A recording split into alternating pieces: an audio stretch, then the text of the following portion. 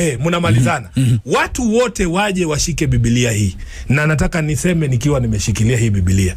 Hamna siku, mimi Sifuna kama katibu mkuu wa chama, hakuna siku baba Raila Amolo Odinga alisema ataunga mkono William Ruto kwa ajili ya uchaguzi wa mwaka 2027.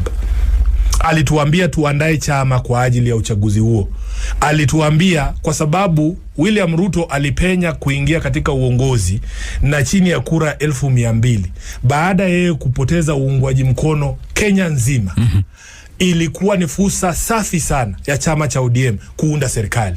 Akatuambia iwapo tu tutashikilia yale maadili yetu, iwapo tutashikilia tu zile kura ambazo tulipata mwaka 2022, William Ruto hana nafasi ya kurudi katika uongozi.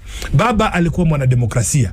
Alikuwa anaamini kwamba kiongozi ambaye ameingia kupitia kura atolewe kupitia kura. Na ndio kwa maana wakati ambapo Gen Z walipoingia barabarani, baba alisema tutamsaidia huyu jamaa afike 2027 ili tupate fursa ya kumtoa kupitia debe.